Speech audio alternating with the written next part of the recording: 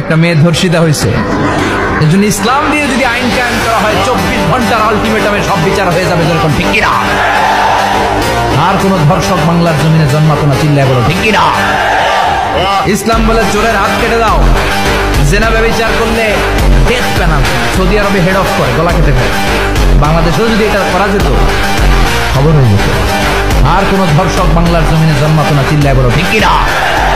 একটা মেয়ে ধর্ষিতা হয়েছে, এজন্য ইসলাম দিয়ে যদি আইন কায়েম করা হয় 24 ঘন্টার আলটিমেটামে সব বিচার হয়ে যাবে, যেরকম ঠিক কিনা? আর কোন ধর্ষক বাংলার জমিনে জন্মাতো না, চিল্লায় বলো ঠিক কিনা? ইসলাম বলে চোরের হাত কেটে দাও, জেনা ব্যভিচার করলে ডেথ পেনাল্টি। সৌদি আরবে হেড অফ করে, গলা কেটে ফেলে। বাংলাদেশেও যদি এটা করা যেত, খবর হয়ে যেত। আর কোন ধর্ষক বাংলার জমিনে জন্মাতো না, চিল্লায় বলো ঠিক কিনা? একটা মেয়ে ধর্ষিতা হয়েছে, এজন্য ইসলাম দিয়ে যদি আইন কায়েম করা হয় 24 ঘন্টার আলটিমেটামে সব বিচার হয়ে যাবে, যেরকম ঠিক কিনা? আর কোন ধর্ষক বাংলার জমিনে জন্মাতো না, চিল্লায় বলো ঠিক কিনা?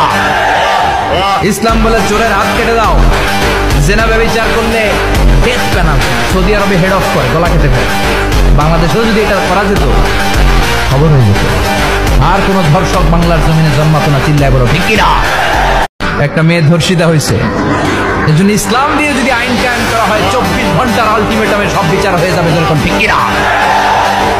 আর কোন ধর্ষক বাংলার জমিনে জন্মাতো না, চিল্লায় বলো ঠিক কিনা? ইসলাম বলে চোরের হাত কেটে দাও, জেনা ব্যভিচার করলে ডেথ পেনাল্টি। সৌদি আরবে হেড অফ করে, গলা কেটে ফেলে। বাংলাদেশেও যদি এটা করা যেত, খবর হয়ে যেত।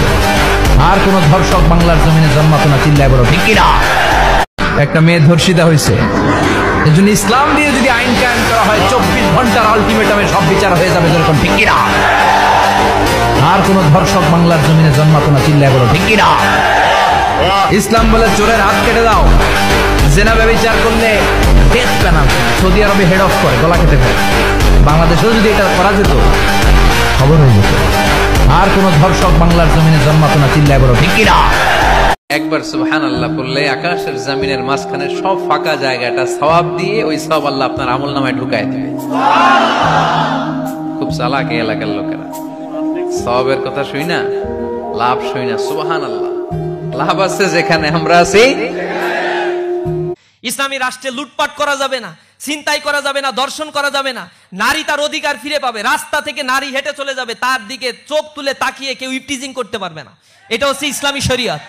ইসলামী শরীয়ত শুধুমাত্র ওই হাত কাটার এইগুলার মধ্যে আবদ্ধ করে পশ্চিমা একটা নোংরা ন্যারেটিভ দাঁড় করে ইসলাম থেকে আমাদের বিরত রাখার জন্য ইসলামোফোবিয়া, কালচারাল হিজিমনি দিয়ে এই সমাজের ইয়াং জেনারেশন